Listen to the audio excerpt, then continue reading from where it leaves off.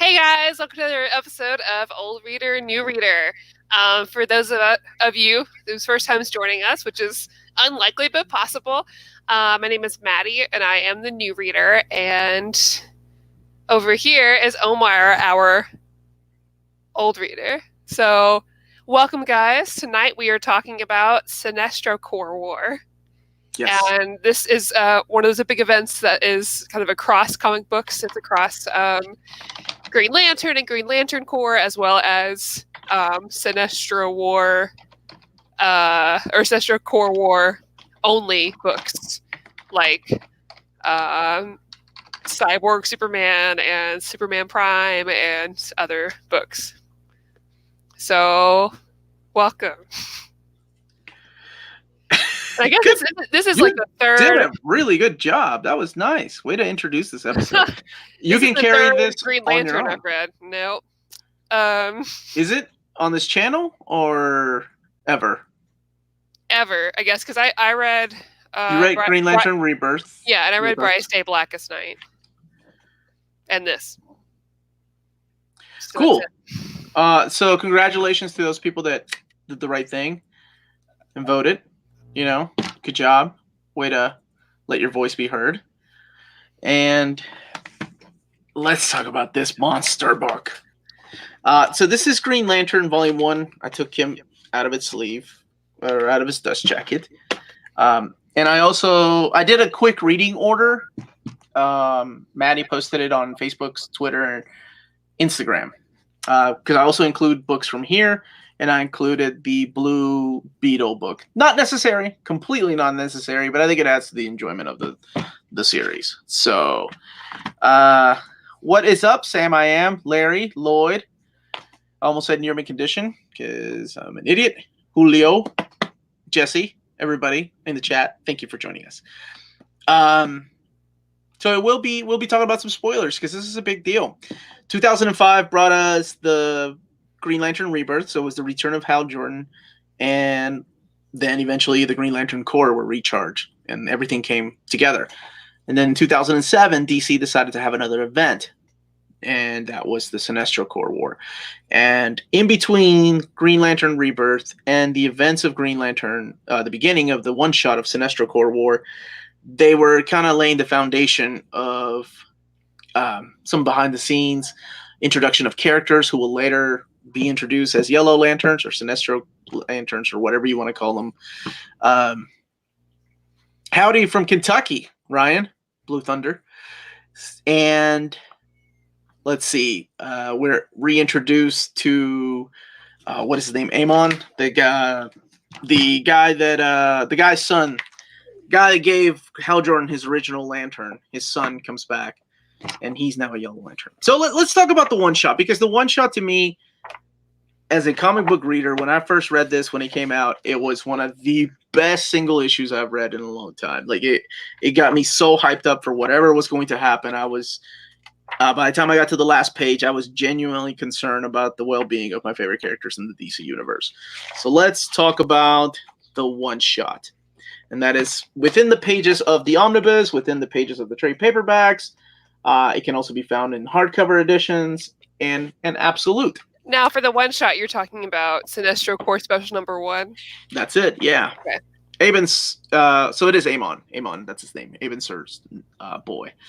Superboy Prime. Hell yeah, that's why I love Superboy Prime, but we'll get there here in a second. So it starts off with a naked Sinestro, which is something I know I've always wanted to see, with the emblem of the Green Lantern Corps, like, singed into his back. And then, what's up, Delusional Arcade? I love that dude. He has his own channel. Check it out. He works on arcade machines. Great dude. So, out of nowhere, he summons this Yellow Lantern, and he has a ring. And you're like, oh, what's happening? Why is Sinestro doing his own little oath? And why does he have a complete Yellow Lantern looking outfit? So throughout the issue, the characters are looking for him. Like Hal Jordan is looking for him. He's with the Justice League, and they're trying to find Sinestro. And then during this time, I also like to point out that Kyle is now going as Ion. he has inherited that power again. He had the power before, where it was just like this godlike being, but this time around, Jeff Johns retconned it a little bit and made it kind of like the Parallax. It was like a physical being that inhabited his body. And when Alan Scott's daughter died during the events of the Infinite Crisis, she kind of gave her powers to him because they were kind of dating at the time. And then he became Ion again. He had a 12-issue maxi series, and then towards the end of that is where his mom passed away. And it's not until this that you find out that his mom was actually murdered by a little bacteria Yellow Lantern. Hank Henshaw made his return in Green Lantern, and he is back. He's the cyborg Superman, the man who cannot die and has a really horrible backstory. And horrible, not in the sense of like it's bad, it's just sad. So he also is with the Yellow Lantern. So you have these villains, you're like, wait, okay. At least they don't have Superboy Prime or somebody like that, because you see Superboy Prime just sitting there with the tattoo of the S on his chest. But they do. They have a whole planet full of Yellow Lanterns. And they're all like, hell yes. And you're like, okay, so the whole time when I was reading this, the first time I was like, okay, Sinestro's behind all this. He's got to be the one that's making all the. He is who everybody is worshiping. Yeah. But it turns out then towards the middle of the episode, he's calling somebody Guardian. Like he's calling. So he is answering to somebody. So one of the things that they do is they end up kidnapping Kyle because, like I said, he inhabits the Ion in him. And what he does is he rips out Ion, which I thought this was so cool. Oh, yeah. He rips out the Ion from Kyle Rayner and then puts Parallax in there because he knows that Kyle has fear. He just lost his mom, so he's using that against him. And bam. Yes, Marcelo, that is true. Batman, but that was before the Sinestro Corps War. That was in one of those issues. Batman is summoned by the Yellow Lanterns, and he was like, nope, not this cat. Bat, sorry. And Parallax takes over Kyle Rayner, making him the new Parallax. What's up, Philip? And Kyle has this badass outfit, but he looks a lot more creepier than my boy Hal Jordan does. Because now it's the embodiment of like evil, right? Right. And then at the end, Sinestro takes Kyle to meet his guardian, to meet whoever's he's working behind the scenes. And you see the splash page. And I remember this splash page at the ending, and I was like, oh my God, how are they going to beat the Anti-Monitor and Superboy Prime? Superboy Prime, the guy that like maimed so many of the Teen Titans and killed Superboy and killed Superman, Earth 2 Superman. So, geez, that was one of the best one-shots I've ever read reading comic books. And I read it as a monthly when it came out, and I was so excited for this event. And then the event took it's like a 10-part event. It crossed over into Green Lantern Corps. Whereas like Blackest Night, you don't have to read the Green Lantern Corps comics. Yeah. I think you benefit from reading the Green Lantern Corps comics here because literally it's part 1 is Green Lantern, part 2 takes place in Green Lantern Corps and back and forth. So, Maddie, what did you think of the one-shot? Being this is your 3rd Green Lantern book that you read. Oh, I really liked it. I mean, even though I don't have the connection to some of the other characters, like I've never read anything with Cyborg Superman. I mean, I get the gist, and they do a good job later with the single issue about him, right? Kind of describing like this whole reading order is really helpful for a new reader because even for people I didn't know much about, I could catch up on. Like I already know about Superboy Prime, but the Superman Prime issue that you read later does help with that a lot to kind of like fill in those, that backstory if you don't know those characters. I liked it. I thought it was cool. Art. And it all, like from the beginning, it went in a way that I was not expecting. Like I was not expecting Parallax to take over another Green Lantern or anything like that. So especially I wasn't expecting Kyle to go so fast. So. Yeah. So yes, Parallax is the embodiment of fear. Sorry about that. I said evil. Sometimes I just go on a tangent and I don't hear what I'm saying. So thank you, Lloyd, for correcting me. Green Laser. All of this can be found in the Green Lantern Omnibus Volume 1. However, I also recommend reading this too. This can be found in trade paperback because this has 3 stories in here that are not collected in this omnibus, and they're just orphaned. This is Green Lantern Tales of the Sinestro Corps. So now we don't have to break down each issue, but I do want to talk about some of the points of some of the issues, like hit the high marks. Yeah. One of them is Hal and John and Guy Gardner decide, yeah, we're not going to go to Oa where everybody is calling, the Green Lanterns because the Yellow Lanterns are coming to attack. We're going to go and find our friend because that's what heroes do. Mm-hmm. We're going to go and leave no man behind. So they go after Ion, and they find out that they're in the antimatter place, and that's where the Yellow Lantern is. And he finds out that, now he has this fight with Ivan Reyes. Ethan Van Sciver kicked it off with that one shot, and then Ivan Reyes and Patrick Gleason on art. My God, some of the most beautiful space artwork ever. Agreed. So now he has to fight Parallax again, but this time Parallax is inside of his friend Kyle, and I know they don't really know each other that well, but he's gotten time to, this is the guy that took over his Green Lantern ring after Hal went crazy and then eventually died. Then there's the story where Sinestro goes back to his own sector, 1417, the Koruga, I think, Korugar city, and there he fights Natu, who now bears his ring, right? Who is one of his people. But instead of killing her, or he leaves her behind to take over eventually. Like, he thinks that she will eventually become one of the Yellow Lanterns. And she's like, what? And you don't really see her for a long time. In the meantime, you have a planet fighting planet kind of thing, Mogo and then the Yellow Lantern planet fighting each other.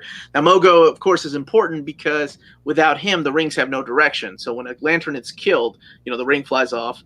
And if Mogo's not around, then that ring cannot find a new bearer. So that's very important. That's why the Yellow Lanterns are targeting him. And then, you have the Lost Lanterns. The Lost Lanterns are a group of lanterns, and I think Maddie... Hey, no, that is right. You did read Green Lantern Emerald Twilight. Oh, yeah, I did. So 4 Green Lanterns. So you read 4. Green Lantern Emerald Twilight. Those are the ones he had taken the rings from. Yeah, cut off what's her name's hand. Yeah, and they still don't trust him. Still. They're still like, oh, this is you. And then when Kyle gets turned into Parallax, they're like, oh, Kyle's doing this. He's like, no, it's Parallax. Right. And even Guy Gardner's like, didn't you read anything about this? No, Drew B, but I love that stupid movie. Just like I did all those Jean-Claude Van Damme movies back then. One of the important things was in the issues of Sinestro, the Green Lantern Corps, a character, a Daxamite named Sodam Yat, was introduced. Now, the Guardians in here, not the Guardians of the Galaxy, but the Guardians of the Universe, little blue dudes, the guys that made the rings, are talking about a prophecy. And they're like, we can't let the Green Lanterns know about the prophecy. We have to keep it secret. But they keep talking about the Blackest Night. And they've been hinting at that, here and there. But one of the things they talked about is that Mogo plays an important part of this prophecy, and so does this character named Sodam Yat. They're like, well, we got to keep him alive. So they put Arisa in charge of him, but she kind of loses sight of him when she is getting trampled by all the Yellow Lanterns during this amazing fight. Yeah. Kilowog is still the man. Oh, man. Such amazing artwork. Now, he himself, oh, God, this take on Green Lantern 49. Oh, I love that. I love that. Yeah. So Hal finds himself at one point without any energy. Like, there's no more power to his Green Lantern ring, so he can't fly. He's in space. What's he going to do? Well, he knows he's tapped into fear before, so because he's had the Parallax in him. So he takes one of the Yellow Lanterns. Oh, I love that. He takes a bunch of rings, charges them. And he doesn't have full control of them. But, man, what a badass move. Was not expecting that. Right. The whole time, you really aren't seeing Superboy Prime. Other than there's this one creepy shot of him just sitting on the moon, and he's looking at Earth, and all he says is stupid Earth. That's it. Like, that's within 7 issues, you really don't see him. But something's happening. Sorry, real quick. Justin, she was chosen by the Pink Lanterns once. Was it Indigo? Wasn't it? Indigo. No, Indigo was what's his name? The Atom. Yeah, I think she was Star Sapphires. Yeah. Yeah, you are right. So let's see. What there was another high point I wanted to talk about too before we get to the big fights towards the end. Talked about Sodom Yat being part of this prophecy. He takes out that planet. One of the big things that happens, one of the biggest things that happens within this crossover, is the Guardians. They don't really trust Ganthet or his little friend, his lady friend, Syad. Is that her name? Yeah, it is. Sade. I think it's Sade. Sade. Thank you. I love Superboy Prime. Love that character when he's written properly. But one of the things they do is they kick Ganthet and Sade out. They're like, "You're out. You're showing too much emotion. We don't need that." And they were like, "We are instating a new set of rules. Rule number 1: the Green Lanterns can now use lethal force against the Yellow Lanterns," and that's such a huge deal. I wanted to ask you about that because I was wondering because you read this as it was coming out. Now, what was everybody's feel back when this was coming out about that? Because to me, that's like that was a big change. Like there were some people naturally upset. They're like, "No, Green Lanterns don't kill. Superheroes don't kill." And then there's people like. I mean, there's different circumstances. Most people are like, "I'm okay with change in time. That's okay. It's about time." And it's not like they haven't killed before. I mean, but this is just where if they had the ill will to try to hurt somebody or kill somebody, and you see it within these pages, like the ring automatically flies off their hand or just stops, right? Meaning that they're no longer worthy to carry that will. But now it's like they instituted that law. And as soon as they do, it's like free reign. Like there's some Green Lanterns that are excited. There's some that are like, "No, I'm not gonna kill anybody. You know, I'm still a lantern, a good guy at heart." Well, I guess what's cool about that is because after the story, when we get the epilogue, which we'll get to in a second, but I think it's important to talk about this now. They do talk about like, okay, well, how are we going to act now that this is something that's allowed, Yeah. And they compared like, well, you have to just, you have to be your own, like, you to police yourself the same way any like police or an armed force would, right? Like, we have to be accountable for ourselves and our actions. There's not this thing anymore that's stopping us. We have to be like, use our own conscience for this. And I think that's a really good analogy when they say it like that. And Jacob just mentioned it, like it was a war, right? They weren't just on the space beat anymore, and because that's what they are. They're meant to police these sectors or their own sectors. And then when something like this happens, it's like, what do? They're killing all of us. We are running out of lanterns. We're going to eventually run out of rookies. What is there to do? And they know they can do it. They know they can kill each and every Green Lantern without any ramifications because lanterns can't kill. What are you going to do? Arrest me? Right? That's your choice? Like, whatever. And I would have liked to see like a reaction from their colleagues on Earth. Because if you think about it, like, because killing individuals is a big issue in DC Comics. Like, it would have been interesting to hear more about, what our Justice League people thought about that. This was I don't think it was Jon Stewart, was it? It was the other guy, the other humanoid that was in the Ranthanagar War, who kind of looks like Jon Stewart because of the colors, I think. I can't remember his name. Sath, something like that. Vath. Anyway, I'll think of it later, I'm sure. But, Sinestro has this other plan, whereas all the Guardians are calling the Green Lanterns back to Oa. Sinestro's like, no, we're going to go to Earth. Anti-Monitor wants Earth. Superboy Prime has been wanting, well, he's got other plans, but we'll talk about that here in a second, has been wanting a rematch. I'm going to take it to Earth because I know how much that means to Hal. And I'm going to not only go to Earth, I'm going to go to Coast City, where his brother just lost his insurance. I love these moments when things like that are happening to, real life events are happening to people. And then on top of that, you have this huge galactic invasion that's coming to your little town. let's see. Let me see if I can find that picture. That was like, holy crap, that's awesome. Yeah, it's Hal's family, like his brother and his sister-in-law and their kids are sitting there on the balcony, and the little girl's like, "Look, Dad, look at the stars." And then you have the appearance of the Parallax, who's Kyle at the time.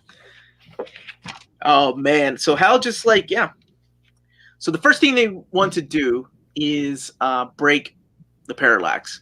That's one of the things. Like he has to fight the Parallax. In order to fight him, Guy is on a mission. That's why I wanted you all to read the Parallax one shot too, because that's important. I thought because that actually talks about the painting, and you find out the painting that he's been talking about to break him out of this hold of the Parallax was actually painted by his mom. So that kind of brought him back and gave him hope. Well, it brought Hal back too because they were both stuck in. That's right. Hal jumped This is just this beautiful artwork. Where is it? It's the Parallax sucking him in. Yeah, this picture right here of Kyle as the Parallax grabbing Hal for help. So Kyle is inside of the Parallax, grabs him for help. Then when he sucks Hal in, the Parallax goes full blown Yellow Lantern with that amazing Ivan Reyes art. And inside, he helps Kyle break free. So I love that. I love when it's so like the book is so cheesy. There's so many cheesy lines, and I still get goosebumps. Like it's so ridiculous because, oh my god, oh dude, I lost it when I lost it again. Every time I reread this fucking story, when the Guardians show up with the lanterns, and then they all say the damn oath, and then they all have their own little thing they say, where they're like, "Cool, damn cool." It's like, fuck yeah, moments, man. Oh, now let's go save the universe. And that leads us to kind of like the Endgame part, which is the last 3 parts, 8 and 9. So Sodam Yat, now the Guardians have summoned him because somebody needs to take out Superboy Prime. And he's a Daxamite. And I don't know if you know much about Daxamites. I do. Okay, cool. They're only because of the Supergirl TV show. That will do. Whatever it takes, Yeah, because they're like Kryptonians, but not. Their weakness is not kryptonite though; it's lead, right? It's very similar. They're as strong as Kryptonians. Some may argue they're stronger. Some will say that they're not. Yeah, and their powers don't appear until they're close to the sun, just like. Yeah. So they now inhabit him with Ion. Like he now becomes Ion. So Kyle is back to being a Green Lantern. Well, and also his powers don't fully show up really until not until he's fighting the anti-monitor. Well, yeah, and he has Ion in him. So that's when everything changes and he starts to develop Superman-like abilities. Yeah, so he's fighting the anti-monitor and he's living. I will say one thing about this point when we start to the more that we see this character, because going back in between Green Lantern Corps, the differences in artists. Oh well, yeah. Patrick Gleason unfortunately was joined by some other artists in this. I'm not going to call out any names, but you can always tell. You can always tell the Patrick Gleason artwork, which I'll show you here in a second, with the this is definitely somebody else. I mean, Patrick Gleason. He's the guy that did Superman. He's the guy that did Green Lantern Corps. And then they stick other artists. I'm not going to say any names, but artists like this in the book. And you're like, man, Sodam Yat, it doesn't look, I guess that's him. That's why it kind of gets confusing. So abrupt that it was like, what the hell is this? Like, you obviously didn't look at any of the rest of the source material before doing this. Everyone looks so different. You're like, is this a different character? It's... Then you get this amazing picture of Patrick Gleason, right? Yeah. Recreating Sodam Yat as Ion. Now, of course, the most important one, because they're being biased, and it is written by Jeff Johns, Tales of the Sinestro Corps is the Superboy Prime. But I also like the Hank Henshaw one, because if you're not familiar with Cyborg Superman, the Cyborg Superman one-shot is amazing. Like, it kind of tells you about him. It tells you why he's trying to kill himself and how much of a pathetic and sad character he really is. Yeah. But the Superboy Prime one is interesting because it's drawn by Pete Woods and Jerry Ordway. Jerry Ordway drawing the flashbacks when he is on his Earth. with Lori, and then Pete Woods drawing when he's fighting the Justice League and every other hero here on Earth. Uh, I love when what's his name steps in. Risk, is it Risk that steps in after ripping his arm off in that issue of Infinite Crisis? He comes in and he's like, "Man, I'm not gonna let this guy get in my way. He's already taken one of my arms." And then he's just like, "Didn't I already kill you?" And rips his other arm out. Oh, what a dickhead. But one of my favorite moments, and we got to talk about this, is in the penultimate issue when he's fighting Sodam Yacht, and you kind of get a little bit of a backstory as to who he was, Sodam, and it's when he starts breaking down and crying, like after beating the crap out of him, right? And he's like, "Who's next?" He's such a badass, and then like the heroes start coming and beating the crap out of him, and he starts just breaking down and crying. I like that. That was so like he's such a whiny puss boy. Well, I love his character so he's much. just a real person. You know, I think Right, that's the thing about it, because he's got these such high ideals and they don't match up, and he doesn't know how to deal with it. And that's what makes him so interesting, because his emotions run so high. You know, his narrative is so awesome, because one of my favorite parts is like when he justifies all these murders, right? Like he's like, "Oh, I killed the Teen Titans because they weren't good enough, and I had to kill Earth 2 Superman because he was going bad." Yeah. It was like ... I think. Like, what? So it's like the inner thoughts of a child almost, that because he's overpowered. And and he was young when all this happened. Too. Yeah, he was ripped out of his Earth. He feels like he was being used, and he was manipulated by Alexander, so it makes sense. But anyway, his whole plan was, "Nah, fuck that noise. I'm going to kill the Anti-Monitor because he killed my girlfriend." And that was his whole plan. Then the Anti-Monitor, during one of his speeches, like, Superboy Prime's like, "Yeah, that's enough of that. I'm tired of you just going on and on." So, you know, he rips the Anti-Monitor apart. But the Anti-Monitor later on gets killed by all the Green Lantern lights, which is an awesome shot. And then you get the shot of Cyborg Superman there, just with a tear coming down his face, and he's like, "Thank you." And then, the awesome fight between a depowered Hal Jordan and a depowered Sinestro. Like, that is so awesome. Like, they both drain each other's rings, and you get this amazing just fist fight. And then one of the Guardians appears, and this is one of my favorite and not so favorite parts if you follow where the story goes. And he literally rips atom to atom like Superboy Prime to shreds. Now, we don't see Superboy Prime until the pages of Countdown. Maybe one day we'll read that. Not for a long time, though. So they know that Superboy Prime could be alive somewhere. They even show you that he's like, "I'm in the multiverse." Woo-hoo! Yeah. And that's when he goes on adventures with Jason Todd and Donna Troy. But toward the beginning of this issue, the 25th issue of Green Lantern, that's where this is the finale. Ganthet and his lady friend Sade. Thank you. Show up, and they start talking about the spectrum, about how everything is leading to Blackest Night.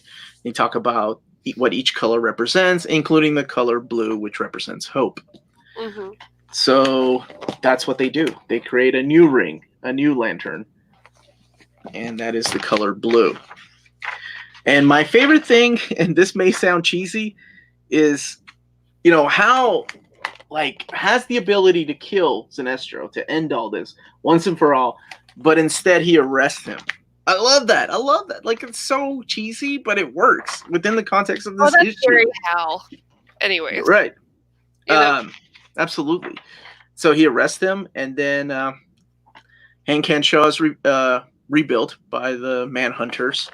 And I will never forget the feeling I had when I saw this ending, when I was like, "Oh my God, there are Black Lanterns."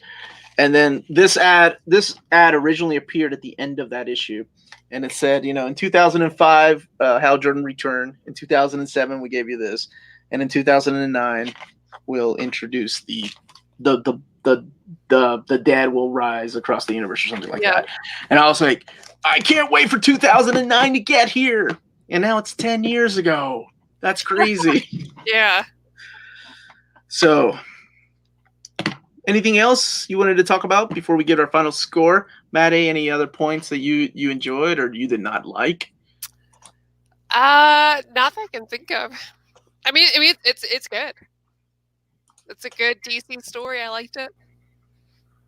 Reading out of continuity, that it gets spoiled for you? No. Okay, good. No, I didn't know anything about this at all. I mean, like, I knew what was coming, and I knew where we came from, Mm-hmm. but I didn't feel like spoiled anyway. Like knowing that we're moving towards Brightest Day, Blackest Night didn't ruin the story at all for me. So I liked it. And it's always good to get more time with the other Lanterns too, and not just Hal.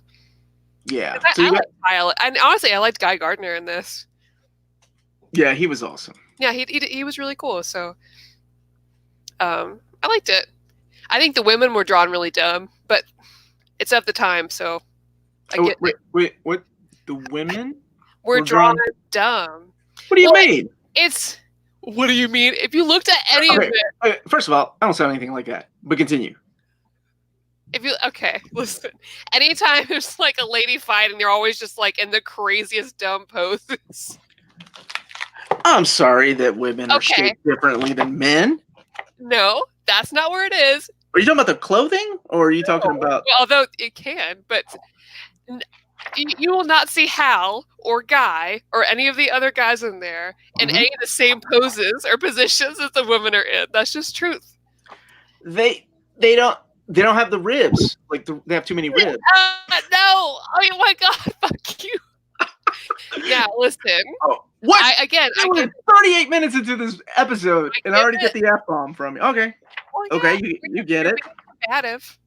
And I told you. Am I? Yeah, you are. Guys are so emotional. God. That's why we would make amazing Green Lanterns. No, but like it's of the time. Like whatever. Like it's okay. It's not like if this came out now, I'd be like, all right, we can't. That's just stupid. But it's fine. But I really liked it. I mean, okay, but I think I seem to recall one picture that stands out. Thank you, Drew B. She does sound like me. And that's that one right there when he was fighting Natu. And I was like, that's a weird picture. I mean, it's really nice. Like, the angle, whether it's a girl butt or a guy butt. But I kind of get what you're saying as far as like that. But I think for the most part, I thought you were talking about the designs of the characters. I mean, some of the costumes are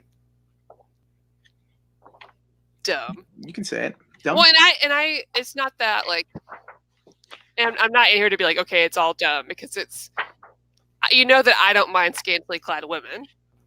Like, I will defend Vampirella and her outfit forever, but it was noticeable that all the ladies were dressed different.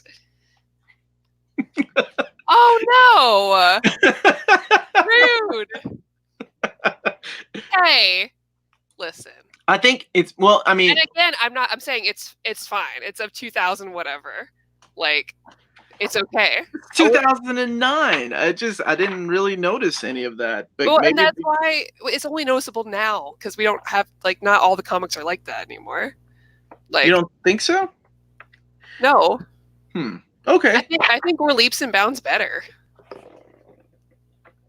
Now we have artists like Clayman, and it's equal opportunity with him. Because he draws some. The men and the ladies all get butt poses, and that's all I want. I think the men get a lot more butt poses than the women. That's right. Good job, Clayman. Now you. Okay. Most of these characters. Well, the reason I brought up the costumes is like most of the characters, like 90% of the women, came from the mid 80s and early 90s when they were created, and then eventually brought back into this. like Arisa and what is her name? But anyway, okay.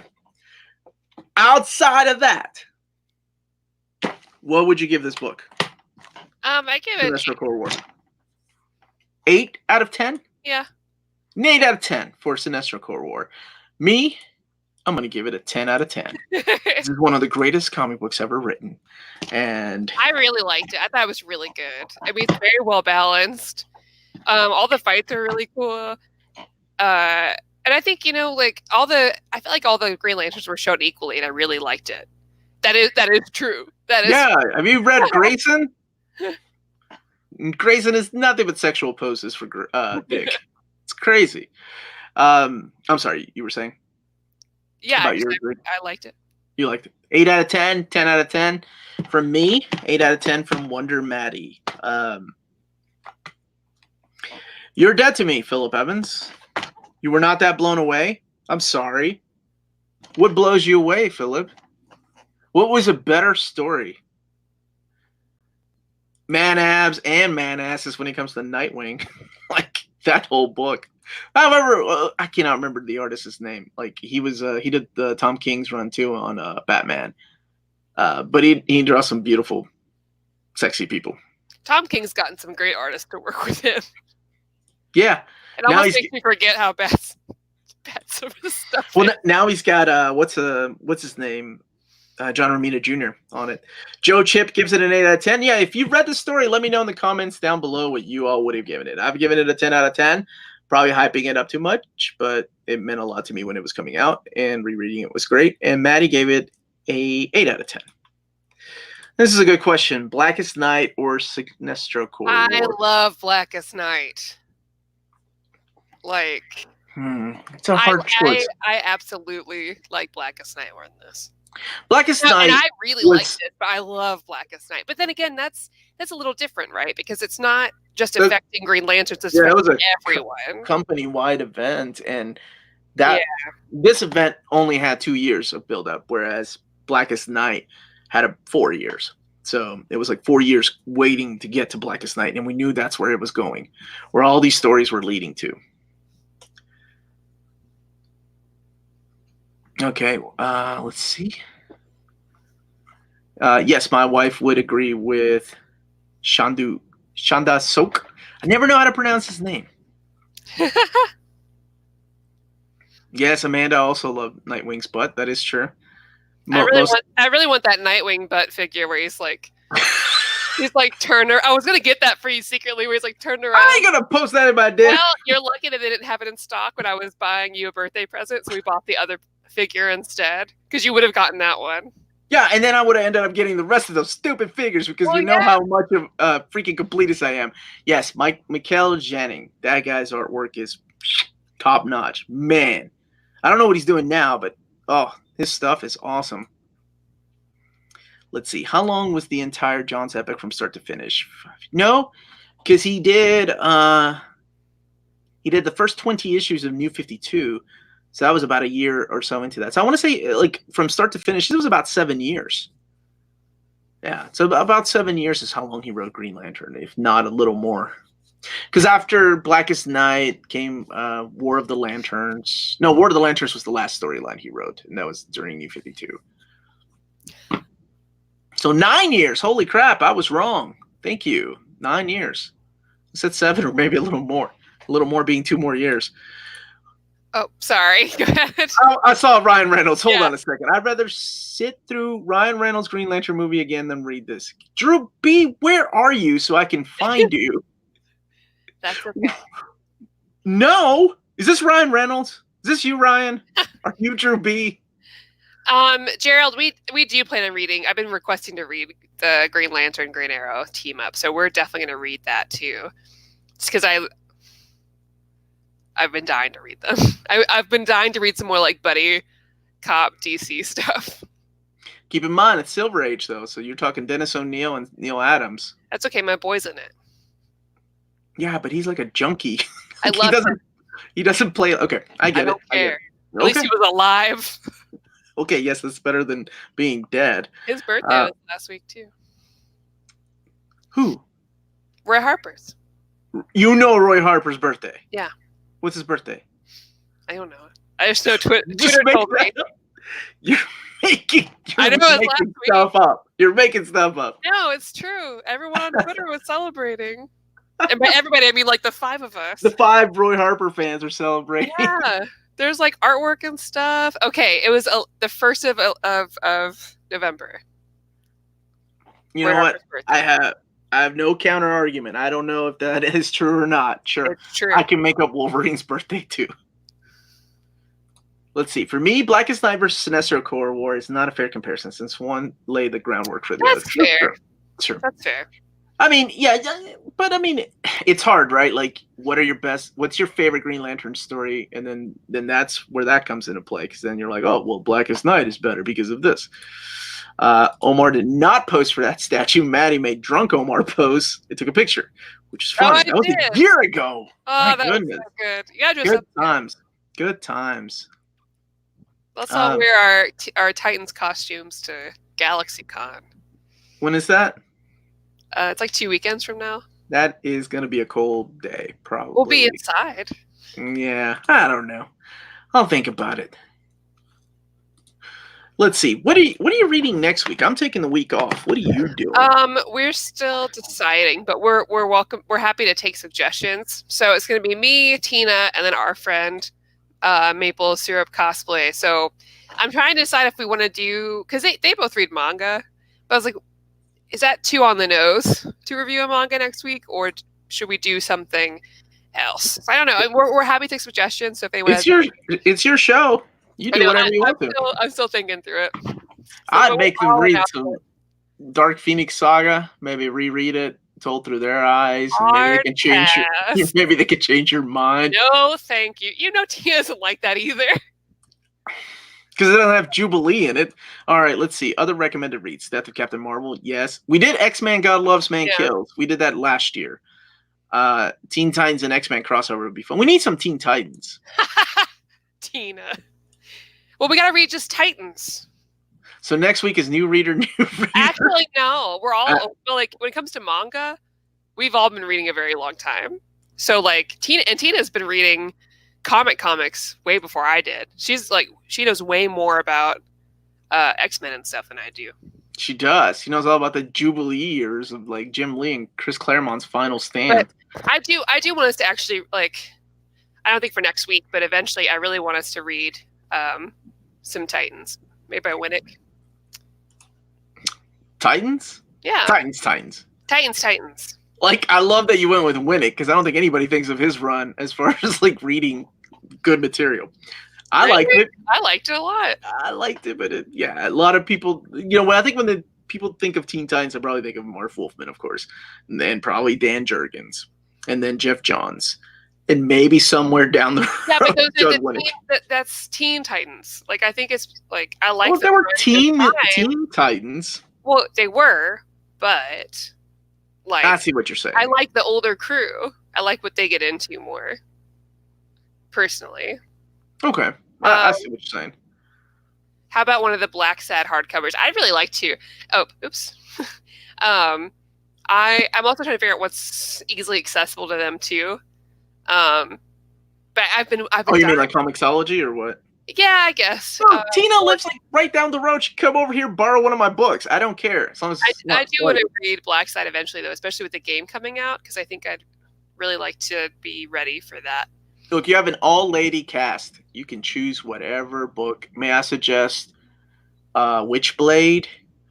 Let's see. What's another book that has a strong female lead? Tina, we can do Snot Girl. I'd like to. If we do Snot Girl, I'm gonna want to do a cosplay while we do it also. So I'll buy a wig. You need an excuse to? I've been dying to cosplay Snot Girl forever. And that book's really good. There's only 2 volumes out right now, but it's really good. Yeah, we did also think about Paper Girls too, so that was another option. Oh yeah, totally. You guys should do Paper Girls. It's such a good book. And Paper Girls is done, right? The comics are done, yes. Okay. Can't wait for all Junji Ito's books to come out. I agree. Yeah. completely with that. Where is the message I saw? Black Magic. Didn't they put it on infinite hiatus? Like, that's it. Like, they're not gonna do any more until whenever. And I love the first volume of that. That's what's his name? Rucka and Nicola Scott. Where the hell is my blood? But which one do you mean, Tina? Do you mean Snot Girl or Paper Girls? I'll let you say it right now and we'll decide it. Dark Phoenix Saga, Tina. No. Stay with me, Tina. I hate Jean. There it is. I said it. You know who doesn't hate Jean? Wolverine and Cyclops. They love Jean. I heard so much. Okay, so stop. We're not talking about that. Yes, we are. I want to know. What do I have to read about the throuple? I heard it's a thing. What do I have to read? You people. I need to know.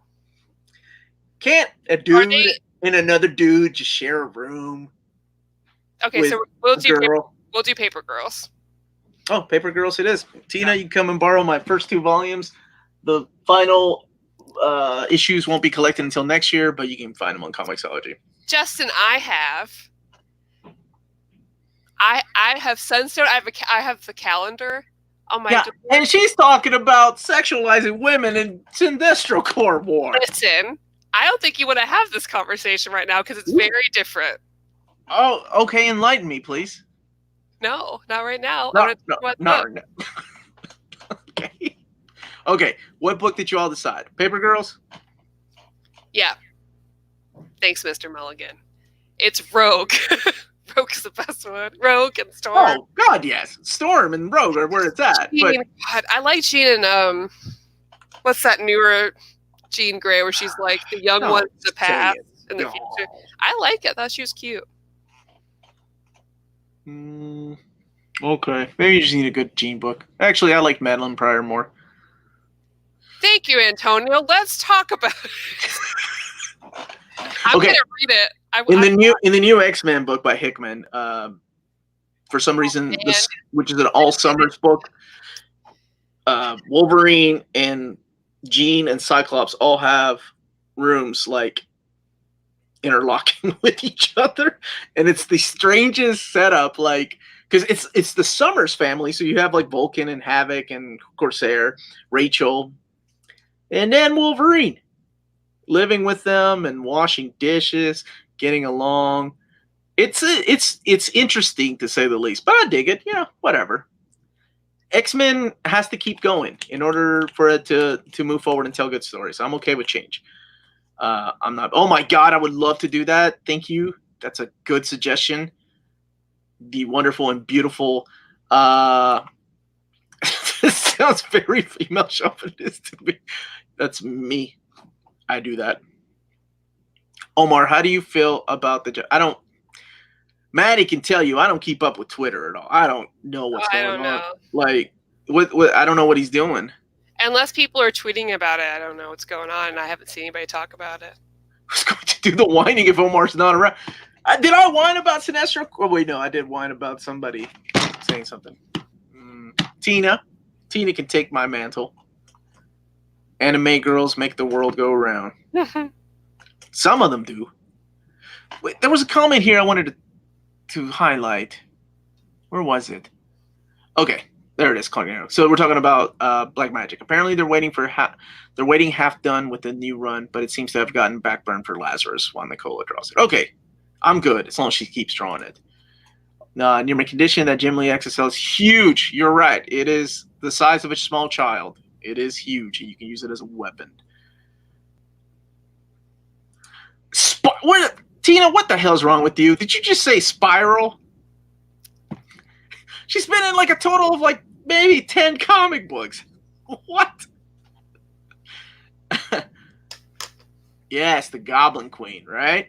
You talk about outfits. Goblin Queen's outfit was where it's at. Just little ripped thing. Never mind. Anyway, she's like Jean, except a lot more interesting. Bomb Queen.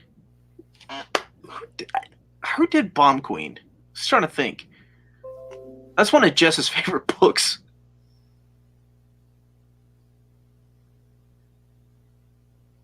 Hickman is going to save the X-Men. Too bad he can't save Marvel Comics as a whole. I don't know. I think they're doing all right. I think they're doing better than DC right now.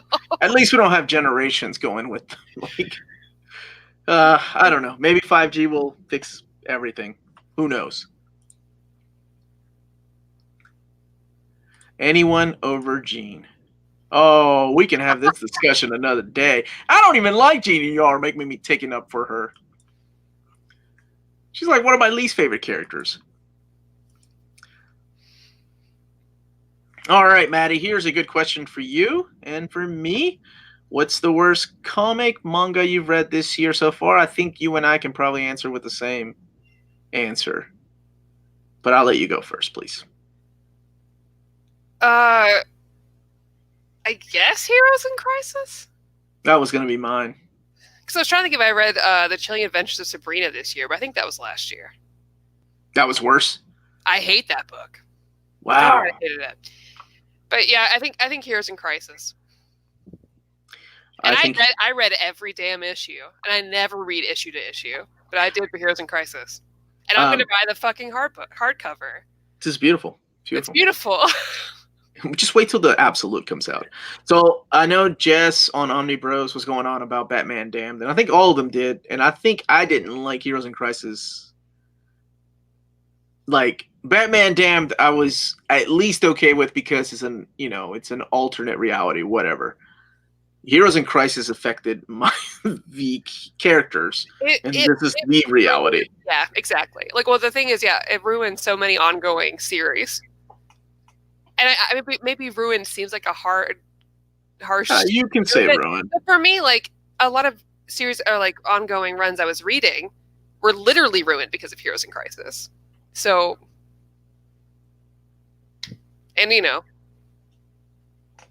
killed Roy. So they killed Roy. Yeah, you can't kill that guy without some kind of flashback from Maddie. Matthew, don't read the comic, please. It's so boring. The show's great. Please don't read the comic. The comic is written. It was created by Robert. What is his name? He was a playwright, and he did some Fantastic Four.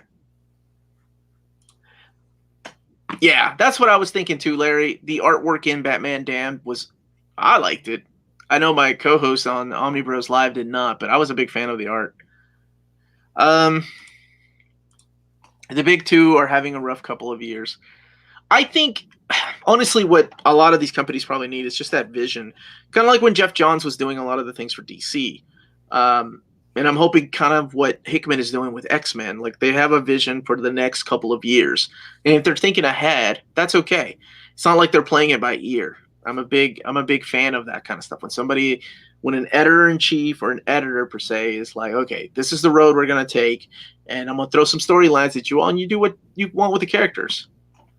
But it doesn't seem like that's happening a lot. There's a lot of... Okay, I don't know if you've heard this or not, Omar. Thanks to you, I just finished reading The Death and Return of Superman. Awesome, Dean. I'm glad you enjoyed it, dude.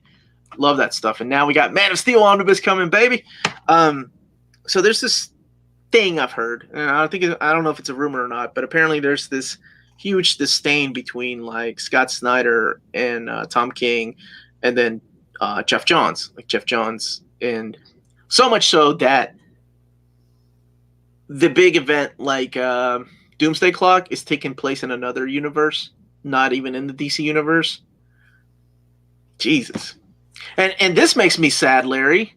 Sorry, I keep jumping back and forth, but there's a lot of good stuff happening in the chat.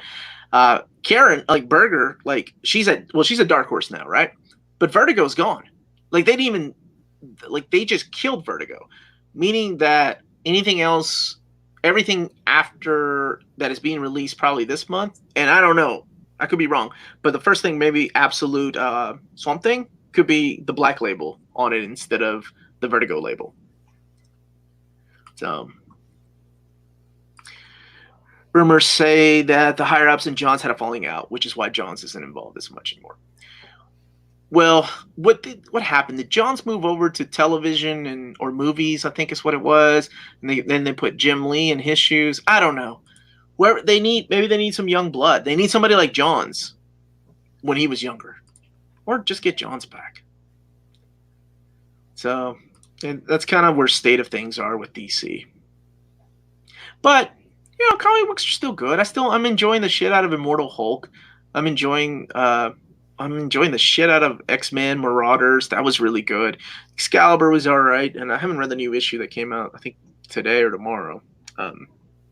X-Force, I think, or New Mutants. Oh wait, sorry about that, Maddie. I forgot we're both in control of this. Go ahead. I was just giving a thumbs up. We need more women on the show. Is that what you're saying? No, or, I'd be fine with that. I'm just saying, like, I'm always okay with more women in editing and writing. More women. Well, they've had a lot of female it's in the last. Better. And Marvel's doing a good job, I think. Marvel had that whole shakeup. Well, and like DC, like they're still getting there. Because I remember when I talked to the Benson sisters that wrote on Batgirl, Birds of Prey, and Green Arrow. They were talking about a conversation they had with like the DC higher ups. They're like, hey, we always get approached for books about women, which is cool and all, but like, why do you never come to us to write guys? He's like, oh, I never thought about it. Just like, okay, well, we'd like to write Green Arrow. Like, okay, yeah. Like, it never even thought about it. And so I think Marvel's thinking about it. At least. It's weird. I remember when Gail left Marvel, she wrote this huge article about how much Marvel was like a big party. Like it always felt like a frat party to her, and she never felt like she belonged. And Marvel, within like a few years' time, like they had all these women writing for them. Now, granted, same as male writers, some of them were crappy, some of them are great. Love what's her name? Kelly Thompson, one of my favorite writers now. But I've always been this. I don't care who's writing the books as long as it's good. I don't care if they're men, women, but I understand. I understand what you're saying. Yeah, but at the same time, like, it's never going to hurt to have more diverse voices in comic books or any media. Well, I think we've give us much more diverse stories. We've had the most diversity that I've ever seen comics. Oh yeah, and Marvel's been killing it. And we've got both in Marvel and DC, honestly. Yeah. Like artists, writers, shit. You have artists that don't even live in this country. That's crazy. That live in don't even speak the language. That get their script translated. That is amazing. That is, to me, is the definition of diversity, and comics just bringing different talent together. I think it's great. I'm dying to read Money Shot, by the way, Timothy. Oh, I'm sorry. There's been a lot of hype with Money Shot, so I'm pretty down to read it. I have read Legends to answer this question. How about I pick one and then you pick one? Okay. Well, it's almost time. Okay. Have you guys read the Legend? I have. I'm a big fan of crossover events or event books. So, as a matter of fact, I'm going to work on I'm taking a break next week from the channel, even though I've got some videos dropping, but Maddie's in charge, this lady. So, I won't get to comments because I need to take a break. I need to enjoy some things for myself. And, but one of the things I'm going to work on when I come back is my chronological event order of DC and then Marvel events. I think that's going to be fun for me. I like doing stuff like that. Yeah. One of the other things tomorrow I'm going to do, Marvel has given me their blessing to go ahead and do the upcoming releases for, let's see, I have May, June, July, and August of 2020. So there's some omnibuses that have leaked already, but then there's some stuff that has not been announced that I get to announce tomorrow. So that's going to be really fun. It'll be live and sometime in the morning. So some of you folks from overseas can join me. Maddie, unfortunately, has to work. So I'll find a co-host. I'll find somebody to join me. So let's see. Guys, how do you fund your hobby? This is a good question we can end it on. Like, I have so many books I want to buy that pretty soon I'll have to start selling myself. Well, that's one of the things I do is I sell. Like, I've made a video about a year ago, like how I sell your collected editions. Whether it's upgrading or whether it's buying something for the first time or whether it's making room, because I think that's a big thing for most of us. We we all run out of room. I don't care how big a house you got, unless you're significant other. I guess unless you live by yourself, is okay with filling up every room with books. Then yeah, we all eventually run out of room. So there's decisions to be made, right? Mm-hmm. So one of the things I do, I don't shy away from selling.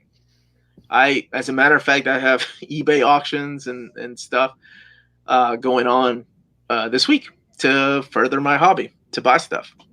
I lost my job last year. This was an episode idea I had with Rob about talking about what to do if you're a collector and you lose your job. I lost my job, and through 3 months I was able to fund my hobby. And putting food on the table, of course, comes first. But I was able to fund my hobby with just selling some stuff like statues and things that it was hard to get rid of, but I knew that I was like, well, I'd rather have this absolute or this omnibus instead of this, because this is just sitting here collecting dust. So, but yes, Antonio said it. Room is an issue for everybody. That is so true. iZombie, yes, I saw some good recommendations. I'd like to. I watched the show. I heard the comic book is just okay, but I'd still want to read it. Start a YouTube channel or become a flipper.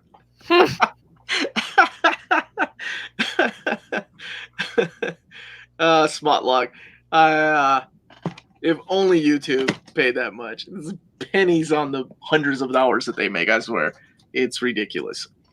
Let's see. Is that it, Maddie? Yeah. 10 out of 10 from the Uncanny Omar. Join me tomorrow live when I do the Advanced Marvels list. We're going to look at the pictures and the covers and then the content and the prices of each of these books. Maddie, sign us off. Yeah. Comment below. Let us know what you thought about Sinestro Core War if you're watching this later. And please tune in again this time next week while we talk about Paper Girls. And don't forget to subscribe if you haven't, or like this video, or if you're interested in our Patreon. And don't forget, if it's classy and cool, it must be in your mint. Night, guys. Good night, everybody.